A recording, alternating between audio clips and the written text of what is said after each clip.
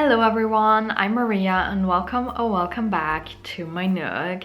Today I want to talk about some yearly stats for 2023 because the year is coming to an end, or it technically has already ended when you're watching this video, but it's not over yet when I'm filming this. Still, I want to talk about some reading stats, some of my favorite books, just a lot of stuff that has happened in the last reading year, okay? I already did a video like this for 2022, so I wanted to do one again this year, and I also want to kind of compare reading stats here and there to the same stats I did last year and see how they might have changed. I'm going to pop up some diagrams and stuff on the screen so you can follow what I'm saying. Now, the thing is, I still have about 1.5 days left of the year on the day I'm filming this right now. So some stats I cannot tell you, but I will put them up on the screen. But 99% of these stats are ready and available and finished already, so I wanted to film this video so it can be up in time. So without any further ado, let's jump right into it. I've got my laptop with all my stats and some book stacks next to me, which is also why my bookshelf looks a bit raided. So let's get into it. This year I have read 50 books, exactly 50 books, and that is so incredibly satisfying. Once I had passed 40 books, I was like, what if I managed to read exactly 50 books? That would be so cool. And I was so happy when I did actually manage it. I don't want to say I cheated, but I didn't cheat. It's just the last book I read was a graphic novel because I was like, I will not be able to finish another novel, but a graphic novel, however. And that made the 50th book of this year. It was a graphic novel that I had been meaning to read for a couple of months already, so it wasn't just anything, just for the sake of reading another book. And I really enjoyed the graphic novel, but like, it's so satisfying to have read exactly 50 books in a year. That is 6 books more than I read last year, and I am so happy that my reading enthusiasm last year was not a fluke. I've mentioned this plenty of times already on my channel. I used to be an avid reader as a kid and a young teenager, and then school and university kind of put a stop, or at least a pause on that. But last year in January 2022, I got back into reading as like a full hobby. I was reading before that. I only read like a book per year, a single book per year, and like, that's still reading, don't get me wrong. But since the beginning of 2022, I'm so deeply invested again in the hobby of reading, and it's just a different type of reading if you read 40 plus books per year compared to 1 book per year, you know what I mean? It's all reading, obviously, but it's a different type of reading.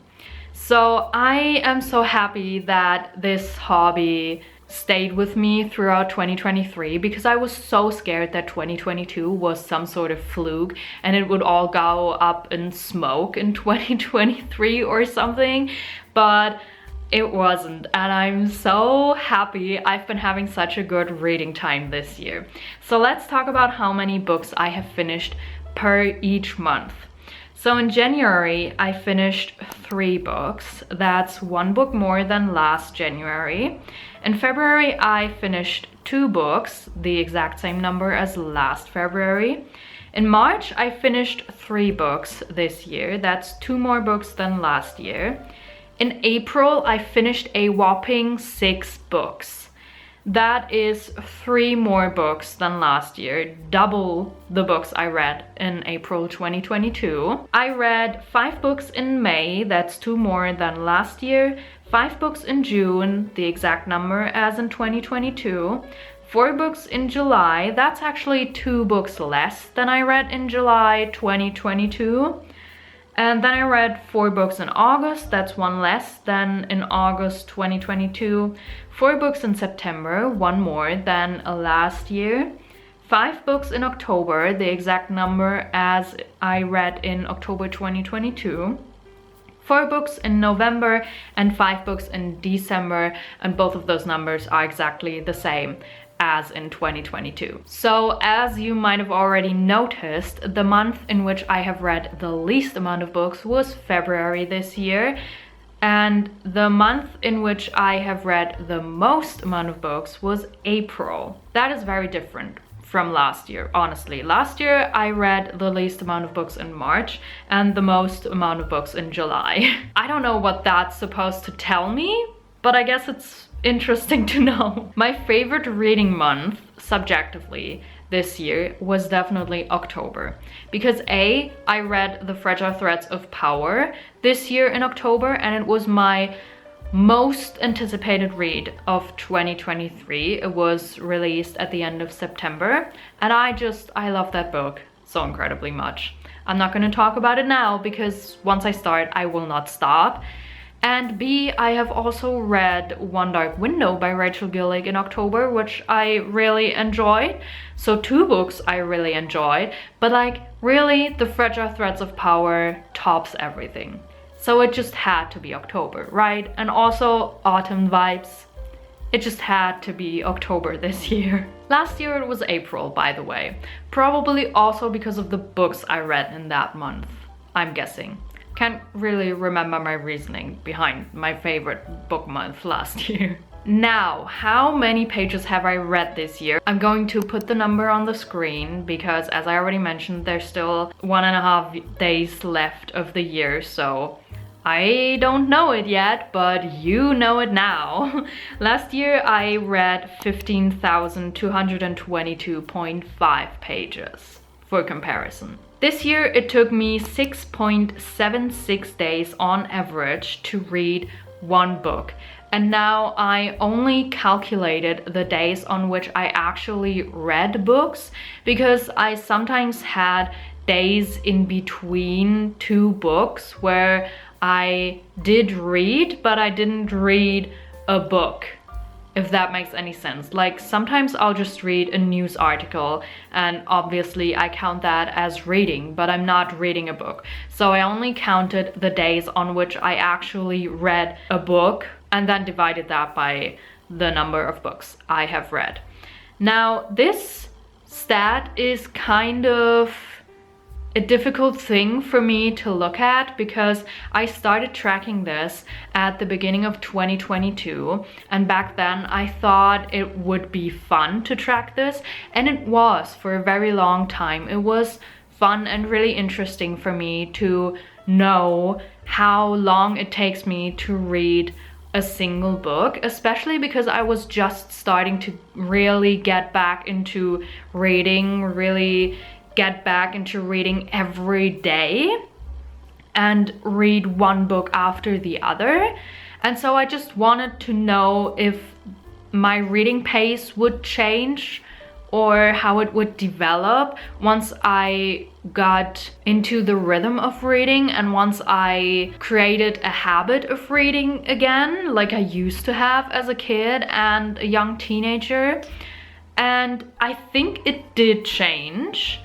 But at some point this year, this stat started stressing me out more than it was fun anymore. Because I was like, oh my gosh, this book has already taken me 8 days to read. I need to finish it.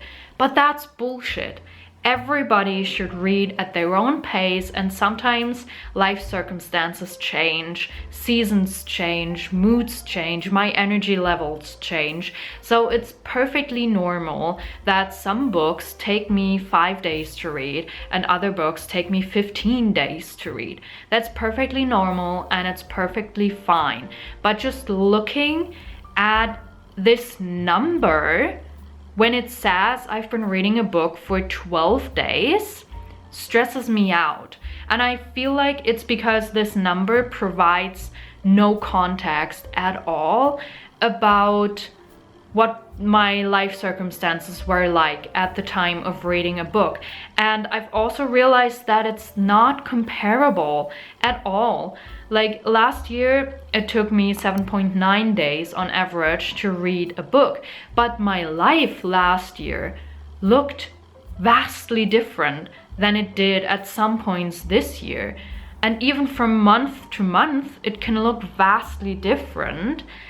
And so this stat is just not comparable at all. So it could be that if I read the same book in March, it might have taken me 5 days, but if I had read it in September, it might have taken me 10 days, just because my life circumstances were different, my energy levels were different. So I feel like I might drop this stat at the beginning of 2024, just because it stresses me out more than it's fun to track anymore. So yeah, that being said, the longest book I read this year was The Wise Man's Fear by Patrick Rothfuss. It had 1,088 pages and it took me 30 days to read because I read it as a sort of side read.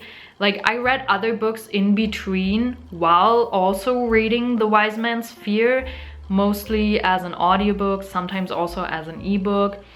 But that book was a chunker. It's the second book in the Kingkiller Chronicle series and the first book was already really long, but the second book topped a lot of it. Like the audiobook was, I don't know, 48 hours long. That was a lot, let me tell you.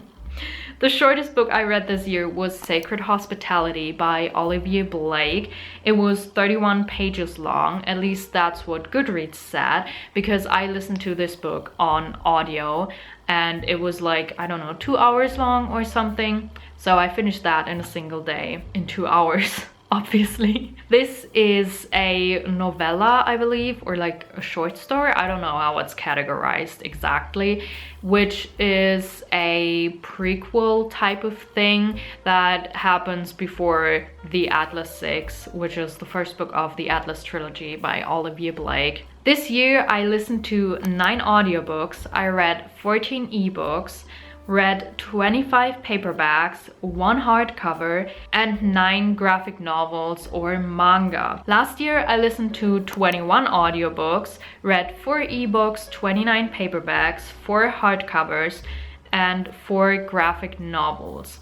Now about this stat, I also want to mention that not all of these books are individual books, because sometimes I will listen to an audiobook of the same book that I am reading physically or as an ebook, like at the same time. So it's one individual book, but it's 1 paperback and 1 audiobook. I hope that makes sense, just as a side note about these stats.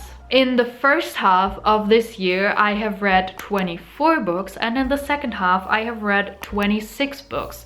So this year, it's kind of balanced out, whereas last year, I read 16 books in the first half and 28 books in the second half. So you can definitely see how my reading pace has changed, which I think is also because my life circumstances have changed after the second half of 2022.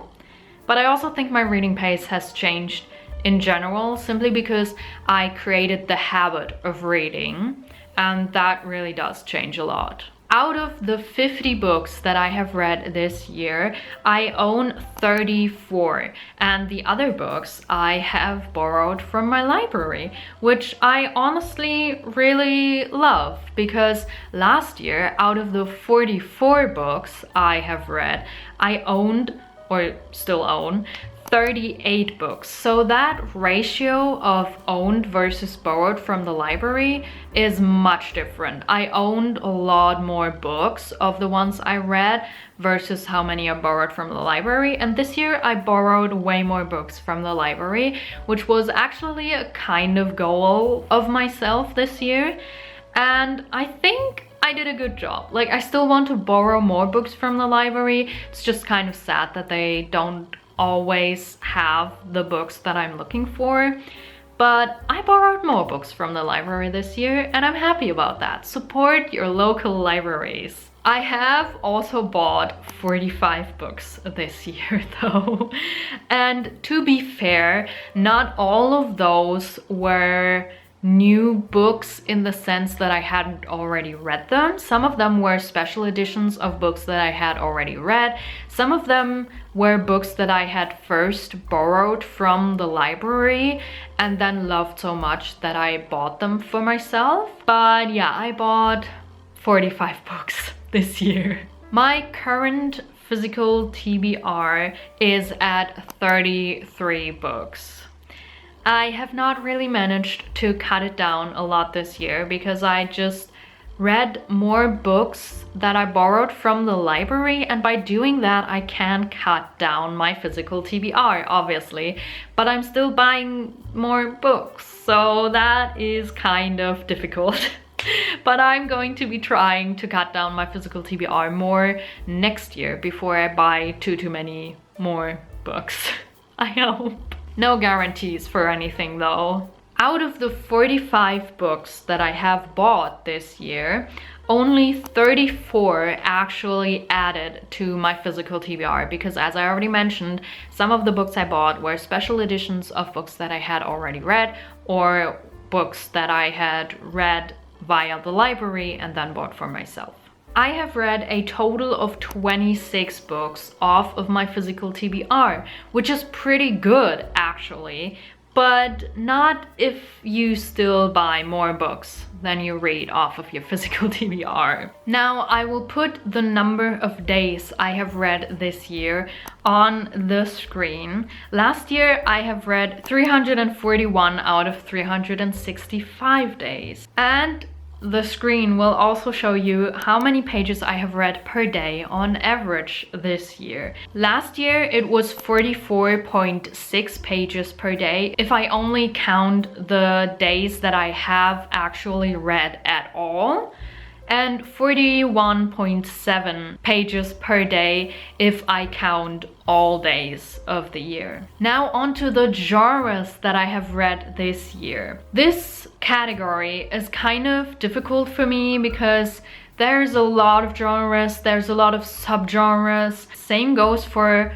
manga and graphic novels. That's technically just a format. But do I count them toward fantasy books or romance books as well if they have those topics and those genres? I don't know, it's kind of hard to tell, but I kind of tried to put all of my books into 6 different genres, sort of.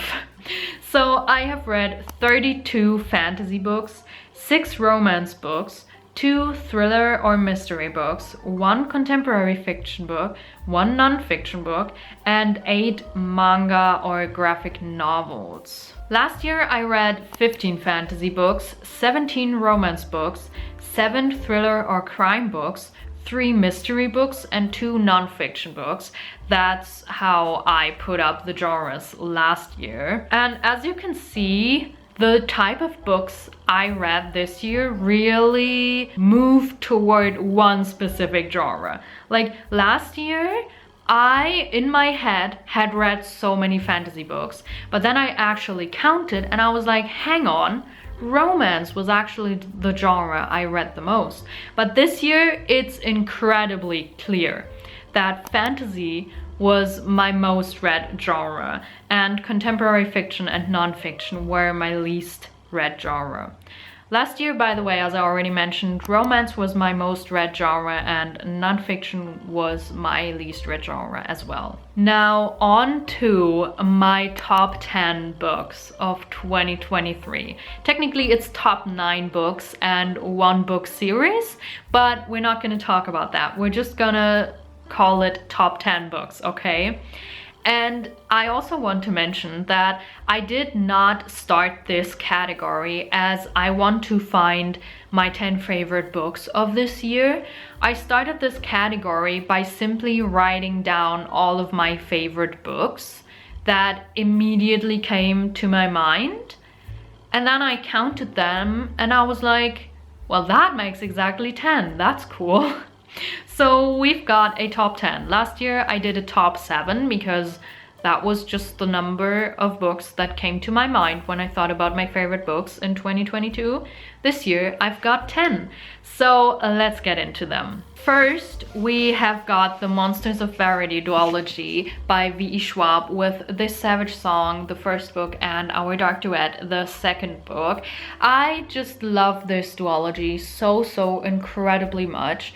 In this world, there's this phenomenon that monsters are being created through acts of violence. And there is one specific type of monster that can extract the souls of people who have created monsters through an act of violence with music. This city in which this phenomenon is happening is basically divided into 2 parts, and one of the main characters is the daughter of the man who basically reigns sort of over one part of the city, and he lets the monsters roam free and lets the people pay him for his protection.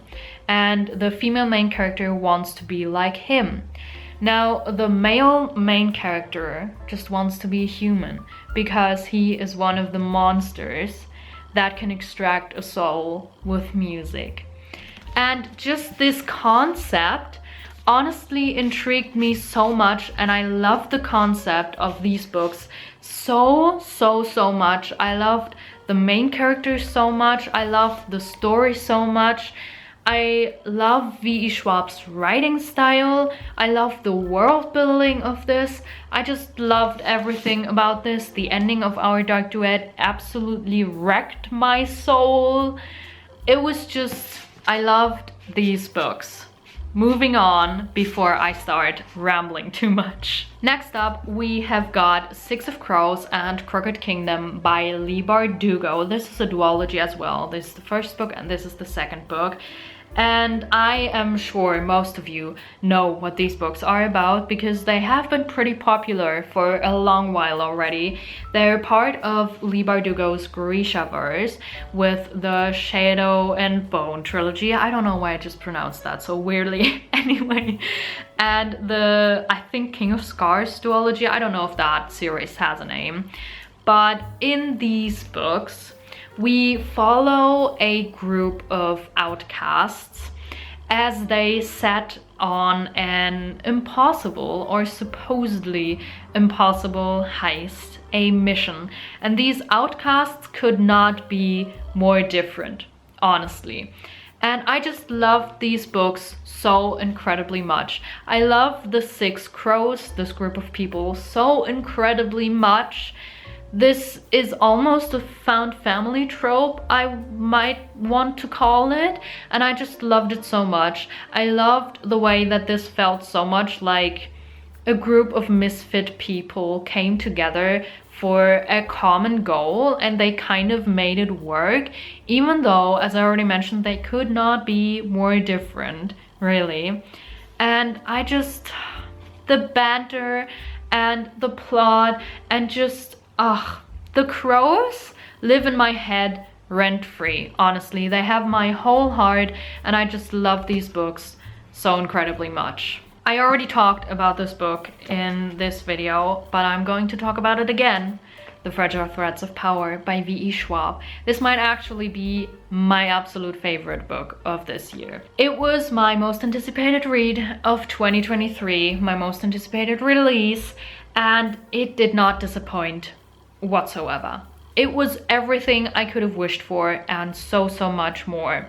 This is part of the Shades of Magic universe and it's happening after the events of A Conjuring of Light, basically 7 years after those events. And it has a set of completely new characters, but also some of the characters from the Shades of Magic series are reappearing. And this book just felt like coming home, honestly. It makes me so emotional to talk about this because I just love this world so much. I love these characters so much. It means so incredibly much to me. I cannot express how much these characters and this world means to me. So being able to spend more time in this world that I've never been to and with these characters that I've never met meant so much to me. And just the fact that V.E. Schwab is able to transport me to a completely different place that does not even exist and make me believe in what's happening there for the time I'm reading this book is incredible. Like, the emotions she got out of me with ink on page is honestly unbelievable. Fascinating, awesome, amazing. I love this book with all my heart and soul. A book I also loved with my whole heart and soul was A Dangerous Collaboration by Deanna Raybourn. This is the 4th book in the Veronica Speedwell series. And in this series, we've got Veronica Speedwell, and she gets sucked into a plot at some point in her life where she almost gets abducted, and then there's a murder happening and she is almost being framed for it, and she meets this guy called Stoker, and they kind of start solving crimes and mysteries together. They solve one crime or mystery per book, and over the course of the series there's a slow burn romance. And this book in particular had such great development in the romance, but I also really liked the mystery that they solved in this book and the whole vibes and atmosphere that came with the mystery and the place they were at. So I really, really loved this book so much. It was probably my favorite in the series so far, but to be fair, I've only read the first 4, so I'll see what the next ones will bring. A book that I really, really enjoyed but do not own is Home Before Dark by Riley Sager. This was actually my first Riley Sager book and I really enjoyed it. Like, I can see how it has some issues, absolutely, and there were certain things that I did not like about the book, but I just really enjoyed the vibes, the atmosphere, and the plot, and everything was I was so on the edge of my seat. I loved the atmosphere. We followed this main character who lived in this mansion with her parents for like, I don't know, a month or something when she was 5, and then something terrible happened and they fled in the middle of the night, and her father wrote a book about how that mansion is haunted and stuff like that. And it's not the first time somebody says that this mansion is haunted, but still some people believed him, some people did not believe him, that type of situation. And basically this book that her father wrote haunted our main character her whole life, because everybody kept asking, was it true? What happened to you in that house? What your father wrote? Did that actually happen to you? Blah, blah, blah, blah, blah. And so at some point, for certain reasons, she goes back to the house to figure out if the things her father wrote in that book were actually true, or what actually happened in that house 25 years ago or something like that. And the vibes, the atmosphere of that house, the things she discovers, incredible, amazing. I had such great reading experience. I made up so many theories in my mind about what could have happened, what's going on and everything. It was so much fun to read that book.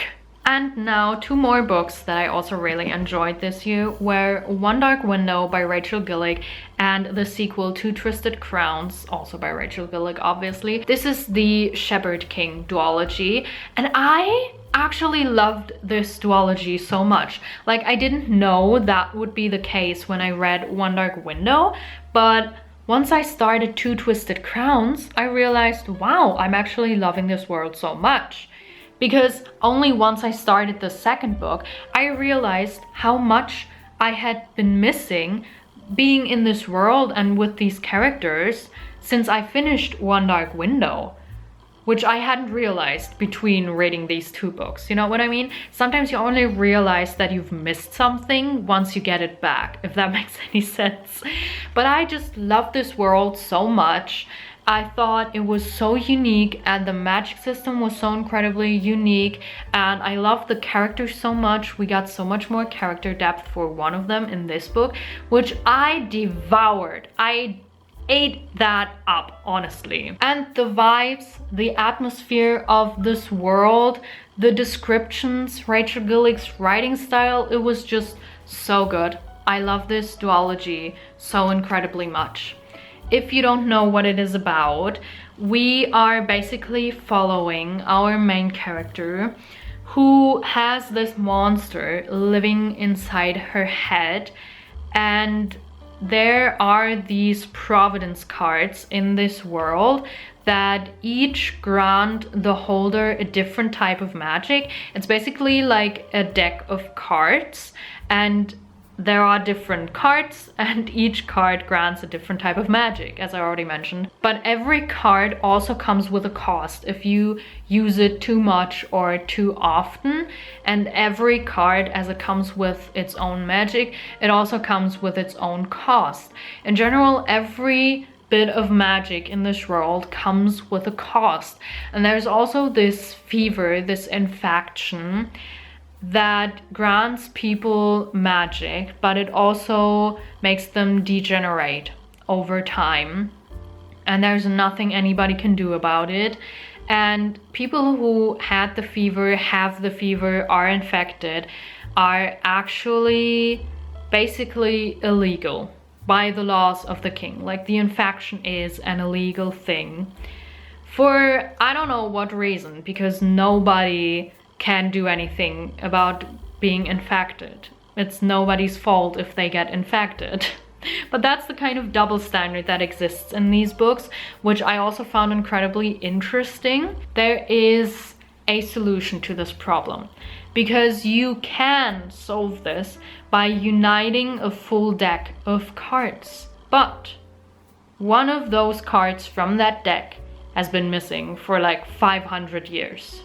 And our main character and the monster inside her head might be able to help with that. And I loved this series so much. And now on to the last series that I'm basically counting as one book. It is the Spy Family series by Tetsuya Endo. I've read the first 5 volumes so far and I have been really enjoying it. So I just wanted to mention that as well. I think I've talked enough about this series lately, so I'm not going to mention yet again what it is about. But let's talk about some of my favorite book covers this year. Those are, for example, 6 Crimson Cranes by Elizabeth Lim, The Dragon's Promise by Elizabeth Lim. These are actually 2 books in the same series. The original cover of This Savage Song by V.E. Schwab, and also the collector's edition of This Savage Song by V.E. Schwab. The original cover of The Fragile Threads of Power by V.E. Schwab. This is the US cover. And then, obviously, the Owl Crate exclusive edition of The Fragile Threads of Power. How could I not be mentioning this, right? The Waterstones collector's edition of A Good Girl's Guide to Murder by Holly Jackson. 6 of Crows by Leigh Bardugo. One Dark Window by Rachel Gillick. And 2 Twisted Crowns by Rachel Gillick. And then there's also Godkiller by Hannah Kana. Now, you will have noticed that most of these books are also part of my top favorite books of 2023, which I'm guessing probably plays a part in me liking certain covers, or vice versa. Now, the highest rating I gave this year was 5 stars, obviously, and the lowest rating I gave this year was 3 stars, which honestly, that's pretty high. And my average rating this year is popped up on the screen right now. I have read a total of 25 different authors this year, 12 different genres. I have started 16 series. Can you believe that? Honestly, I don't want to believe that. It sounds so incredibly daunting. I'm not even sure it's correct because I'm not reading that many series currently, but I also have only finished 6 series. I technically have finished 9 series if you count this series in which I have read that are not completed yet, in which I have read all the books that are published so far. So like some of this series I am currently reading, I've read all the published books and I'm basically just waiting for the next book to be published. So it's out of my control and I don't really count those as currently reading. So I've technically sort of finished them. I finished all the books that I can finish. That is it. Those were all the stats that I had wanted to discuss in this video. I really hope you enjoyed. I actually think these stats are rather interesting to look at the end of the year, especially to compare them to the last year I had. And yeah, thank you so much for watching. Maybe let me know some of your reading stats in the comments if you would like to. You obviously don't have to put all of these stats in the comments if you don't want to, because it takes a lot of time. But you can tell me some of them, or if not, you can tell me anything else. Feel free to like and subscribe. Again, thank you so much for watching this entire year and this video. Other than that, I will see you guys somewhere else on the internet or in my next video. Bye!